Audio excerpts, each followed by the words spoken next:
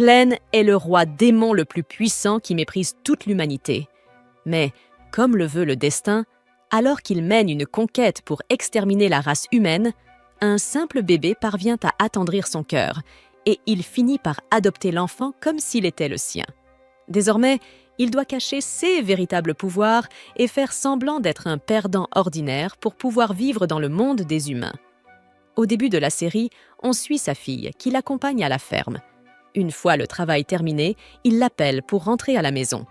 Elle regarde autour d'elle, observe la maison, puis fixe la carte d'Edzi et remarque qu'au-delà de la carte, il y a des zones sombres, très sombres, juste leur continent, et des ténèbres tout autour. Elle se demande pourquoi. Curieuse comme elle l'est, elle lève les yeux vers son père et lui demande « Qu'y a-t-il au-delà de notre ville ?» Une question à laquelle son père lui-même ne peut répondre. Il sait qu'elle est curieuse et il veut sincèrement lui donner une réponse. Mais il ne peut pas. Pourquoi ? Parce qu'il ne sait pas non plus. Il lui révèle que chaque humain, tout comme elle, est né avec cette curiosité. Ils ont toujours voulu en savoir plus. Cependant, chaque tentative d'entrer dans cette zone sombre s'est soldée par la destruction. Il lui explique que dans ces endroits obscurs, il y a 4 démons. 6 démons gardent l'ouest, l'est, le nord et le sud d'Edzi, et toutes les équipes envoyées pour tenter de découvrir ce qui se trouve au-delà ont été anéanties, massacrées. Elle est choquée. Cela signifie-t-il que c'est vraiment dangereux ? Elle se pose la question. Mais cela ne change rien pour elle. Son père lui dit que tant que ces démons ne sont pas tués, il est impossible de découvrir ce qui se cache là-bas. Chaque problème a une solution. Quelle est donc la solution à celui-ci ? Il lui explique alors qu'il existe des trésors que seuls les héros peuvent utiliser pour se battre. Seuls les héros qui possèdent ces trésors des épées peuvent affronter ces démons, et tant qu'ils n'ont pas trouvé le héros, ils ne peuvent pas gagner. Cela la rend encore plus enthousiaste. Elle veut devenir une héroïne. Elle veut se battre. Il s'agit de l'épée de Haydn, et si elle la trouve, elle pourra se battre. Et lorsqu'ils gagneront, ils pourront voir ce qu'il y a au-delà de la carte et découvrir ce que cachent ces ténèbres. Plusieurs années passent. Notre Alicia n'est plus une enfant. Elle fait désormais partie des héros qui ont été choisis. Elle ferme les yeux et les rouvre dans le camion qui les conduit aux confins de la ville. Elle tient la chaîne autour de son cou et dit à son père que le moment est venu. Le moment est venu de se battre pour sa ville. Elle ne part pas seule. Plusieurs autres héros font partie de ce voyage. Pendant le trajet, ils entament une conversation et commencent à se présenter les uns aux autres. Il y a parmi eux quelques figures notables. Minal, dont le trésor est Ogonkyo, affirme qu'il ne sait même pas d'où il vient. Il se tourne vers Alicia et lui demande de se présenter. Ils sont choqués qu'il y ait une femme parmi eux, et elle ne prend même pas la peine de se présenter. Il s'approche des confins du territoire, et un autre membre, Stéphane, dont le trésor est Tenma, les avertit qu'ils sont proches. Ils chuchotent entre eux qu'il est le plus fort du groupe. Soudain, le transport s'arrête, et le conducteur leur annonce que la calèche ne peut plus avancer. Tous se préparent à descendre, mais ils n'ont même pas encore touché terre que les démons commencent déjà à les attaquer. En effet, quelques-uns d'entre eux sont tués directement depuis la calèche, et Stéphane crie à tous de sortir et de se battre. Ils sortent en masse et ils divisent leur escouade en groupes. Les archers et les lanciers entrent en action, et il dit aux autres qu'il se mettra en duo avec Alicia pour affronter les survivants. Et oui, Alicia possède le trésor d'Iwatubame. Elle rejoint Stéphane, et ensemble, ils combattent. Elle est forte, charismatique, mais ce qui est encore plus remarquable chez elle, c'est sa grande conscience de son environnement. Sur la montagne qui se dresse devant eux se trouve l'un des seigneurs démons. Il parle du monde du chaos. Il admet que le monde est né du chaos, mais si cela est vrai, alors lui aussi est né du chaos. Et il se pourrait qu'il ait raison. Alors que la guerre continue, tous les héros sautent à travers montagnes et collines jusqu'à atteindre le sommet de la montagne. Stéphane, quant à lui, est excité. Il a été déclaré le plus intelligent et il est normal qu'il agisse à la hauteur de ce titre. Il leur dit que ce jour est le jour où ils seront déclarés comme des êtres puissants et qu'ils doivent montrer à ceux qui les ont choisis qu'ils en sont dignes. Lorsqu'ils atteignent le mont de la Lune, le seigneur démon apparaît. Il est impressionnant. Si c'est bien le mot, sa peau blanche et duveteuse, son regard, c'est terrifiant. Il s'agit de Clévatès de la lueur lunaire du Sud. Stéphane est repoussé. Il admet que ce qui se trouve devant lui est effrayant. Cependant, ils ont été envoyés pour cela. Ils sont soutenus. Ce sont des héros. Et ensemble, ils accompliront la légende. Alors qu'il se donne du courage pour combattre, Clévatès l'attaque à distance. Clévatès le projette contre la paroi rocheuse et le tue. Tout le monde est choqué, car Clévatès ne s'est même pas approché. Un autre héros prend l'initiative de diriger et encourage les autres à se battre. Mais Alicia, elle, prend le temps d'analyser l'environnement. Alors que les héros s'approchent de Clévatès, il les tue tous sans même bouger de l'endroit où il se tient.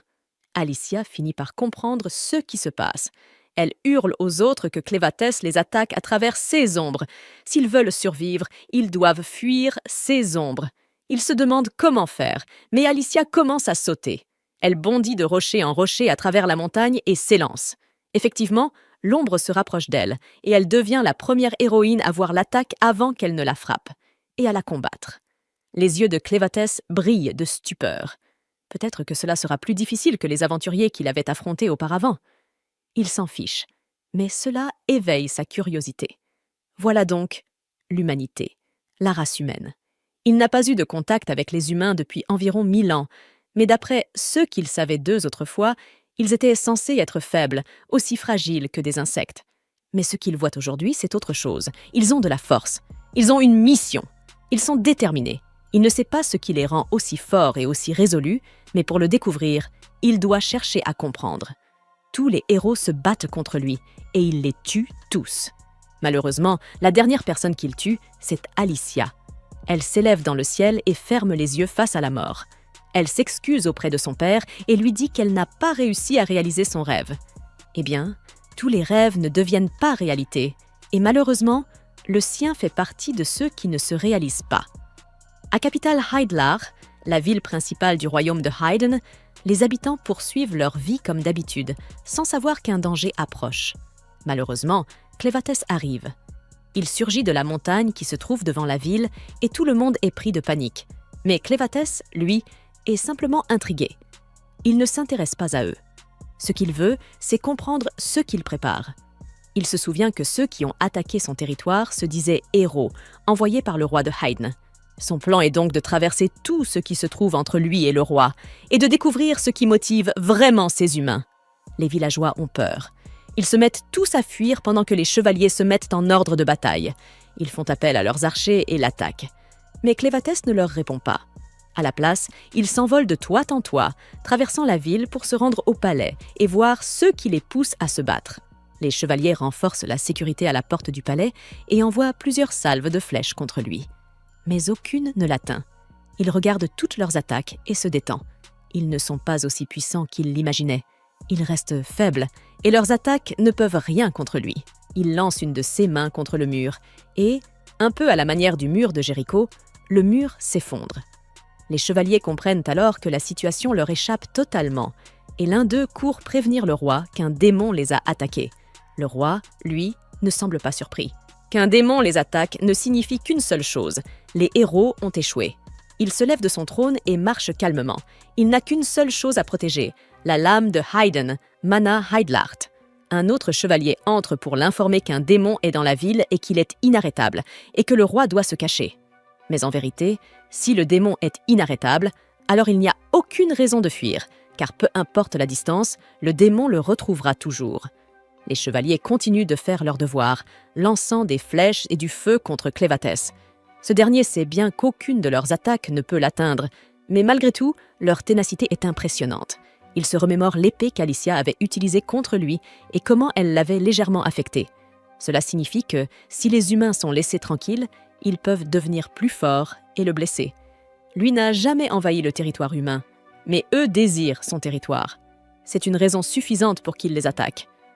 Le roi s'approche de la porte qui mène à la salle de la lame pour la protéger, mais au moment où il l'ouvre, Clévatès apparaît. En observant les ornements et tout ce qui entoure l'homme, Clévatès n'a besoin d'aucune autre preuve pour savoir qu'il s'agit du roi. Il affirme qu'il est bien le roi et s'exprime dans la langue humaine, ce qui choque profondément le souverain. Ce dernier dit qu'un démon n'est pas censé parler la langue humaine et demande comment Clévatès peut la comprendre. Le roi reconnaît alors qui est Clévatès, mais celui-ci lui déclare qu'il est le seul à pouvoir sauver l'humanité. Il a juste quelques questions à poser et les réponses que le roi donnera à ces questions détermineront si toute l'humanité sera détruite ou épargnée. Par toute l'humanité, il ne parle pas seulement du peuple de Haydn, mais aussi de celui de Dawn, Org Surada, et Bent, sa question est plutôt simple. Qui sont-ils? Quel est leur caractère? Quelle est leur force motrice? Et surtout, pourquoi le roi ne voit aucune raison de rendre des comptes à un démon? Il déclare qu'il ne répondra pas à ces questions et Clévatès ne les pose pas une seconde fois avant de lui trancher la tête. Clévatès s'éloigne alors, partant du principe que les humains sont une menace pour lui et qu'il doit donc les anéantir. Il affirme que, pour détruire l'humanité tout entière, il a besoin d'une équipe avec laquelle travailler. Il doit prendre son temps pour en constituer une. Alors qu'il s'éloigne, un bébé accompagné d'une mère mourante se met à pleurer bruyamment. La mère le serre contre elle avec ses dernières forces, et Clévatès entend ses pleurs et s'approche. En voyant qu'il s'agit d'un bébé humain, il ne s'en soucie guère. Cependant, la mère lui parle. Elle le supplie de sauver l'enfant. Cela le choque. Ne voit-elle pas à qui elle s'adresse? Elle implore la véritable source de leur malheur. Il lui rappelle qu'il est venu pour anéantir l'humanité, et que si elle veut trouver un responsable pour la mort de l'enfant, elle n'a qu'à le blâmer d'être né humain. La femme mourante prend la parole pour se défendre.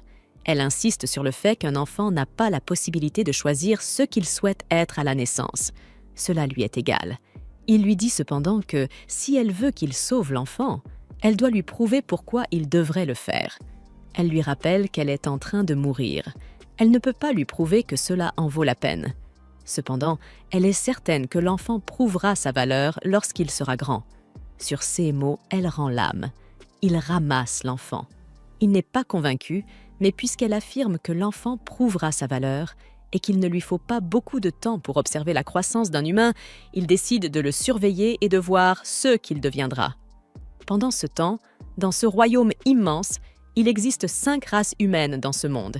Il y a les Dun, qui sont les plus nombreux, les Orgites, très courageux, avec des cornes sur la tête. Viennent ensuite les Slaydins, fondamentalement introvertis, qui n'aiment pas communiquer avec les autres races. Puis les Benti, qui ressemblent fortement à des bandits démoniaques, mais sont extrêmement puissants. Enfin, les Haydniens, qui ressemblent beaucoup aux humains et représentent la plus petite des 5 races. Comme on peut s'y attendre, ils sont aussi la race la plus sage, avec la capacité de fabriquer des armes à partir d'arcanocytes. Cependant, seule la famille royale détient la technique secrète permettant de le faire, puisque leur sagesse est tout ce qu'ils ont à offrir.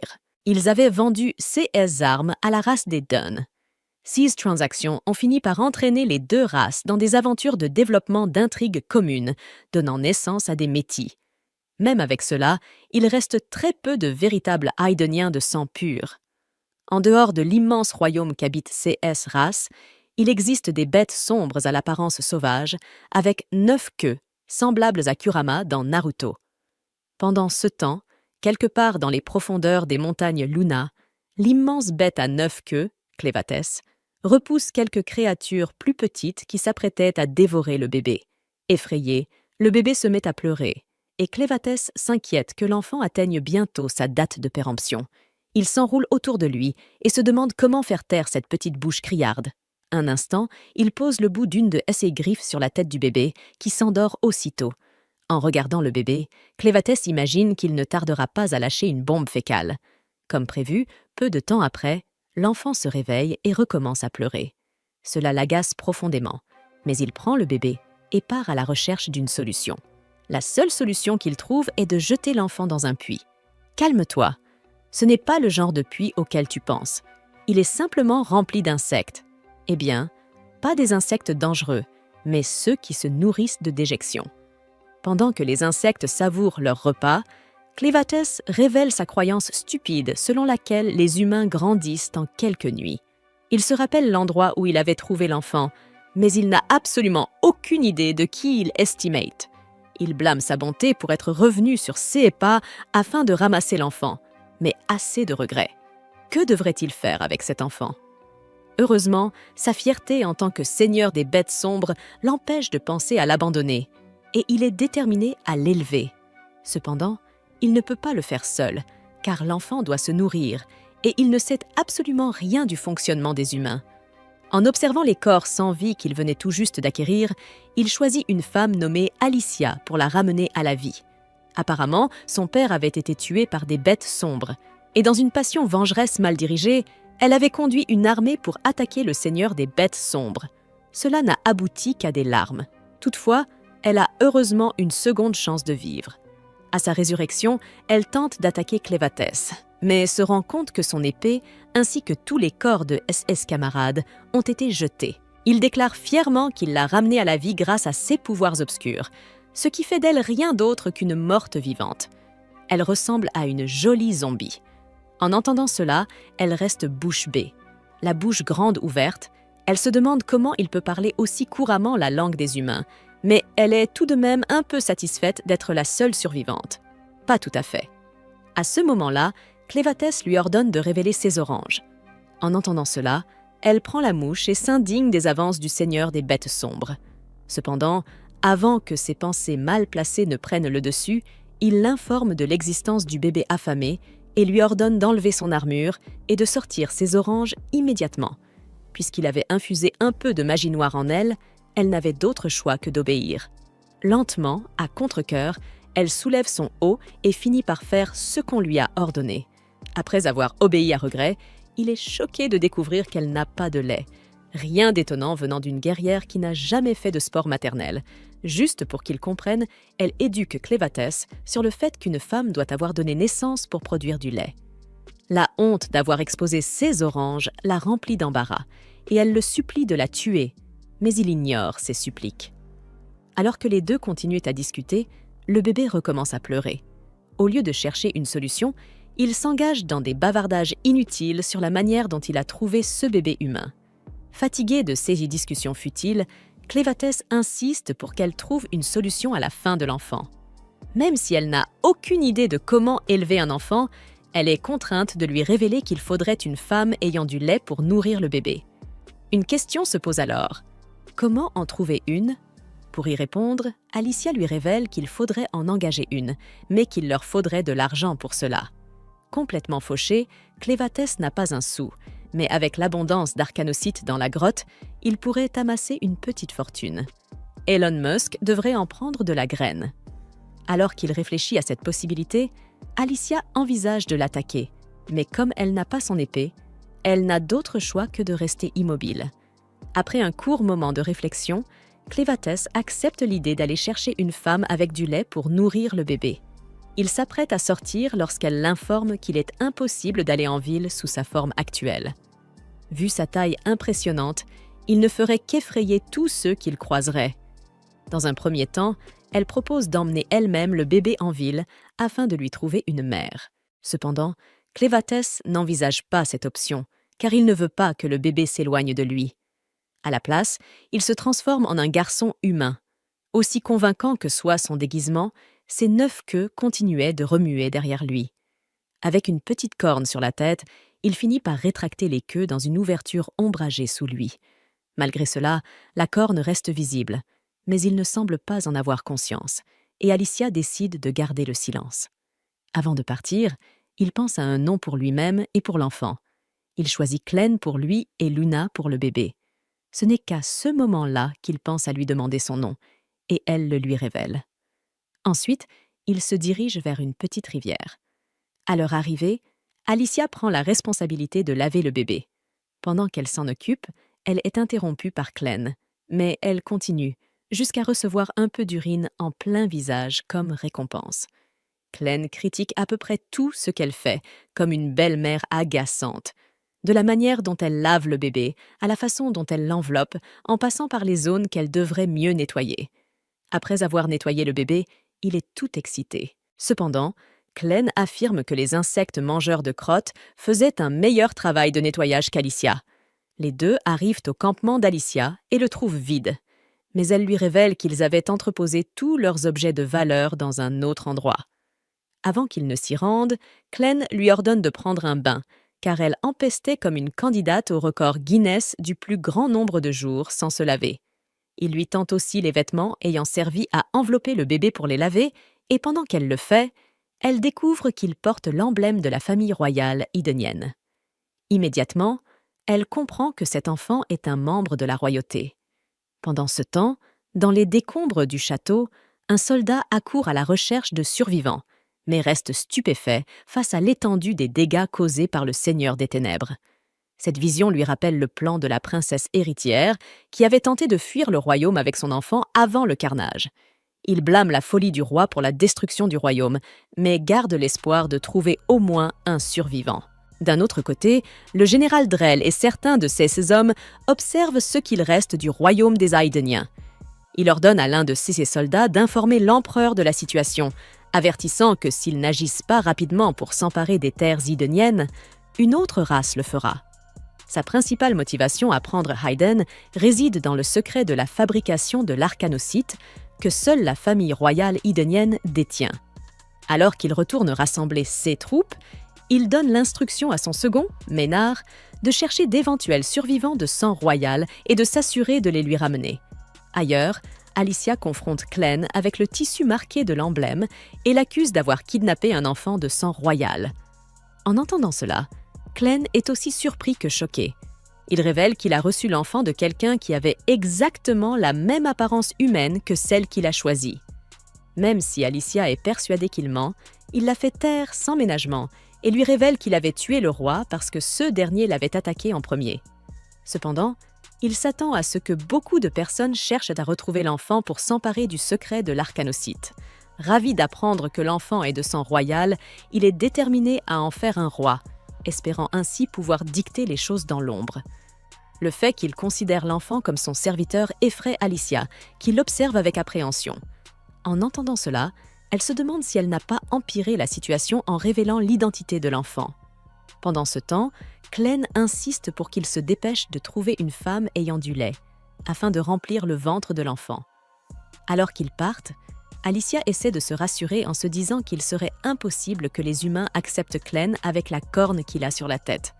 Cependant, elle oublie que les Orgites ont bien qu'elle soit convaincue que les humains finiront par découvrir qui est Clène et déjoueront ses plans avant même qu'ils ne commencent. D'un autre côté, elle a pris conscience de l'obsession que Clène nourrit pour Luna, et elle croit que la mort ou la disparition de Luna pourrait entraîner la ruine de toute la race humaine. Avec cela en tête, elle fait de sa nouvelle mission de s'assurer qu'aucun mal n'arrive à Luna. En chemin, quelques bandits attaquent et frappent Clène à la tête. Au début, quand Alicia réalise qu'il ne s'agit que de bandits, elle pense qu'ils seront une proie facile pour le puissant seigneur des bêtes sombres. Malheureusement, Clène tombe au sol après avoir été frappée et commence même à saigner abondamment. En voyant cela, Alicia hurle comme une petite fille, puis elle reçoit un coup à l'arrière de la tête, ce qui la fait perdre connaissance. Elle est choquée que, malgré la puissance obscure de Clévatès en elle, elle soit aussi faible. Un peu plus tard, Alicia se réveille avec la sensation d'être entourée de ses soldats en route pour attaquer Clévatès. Avant qu'elle ne se laisse aller à rêver, Glenn ordonne à la folle de se réveiller. À ce moment-là, elle revient à la réalité. Ils ont été capturés par les bandits, mais Glenn lui annonce cela avec un sourire aux lèvres.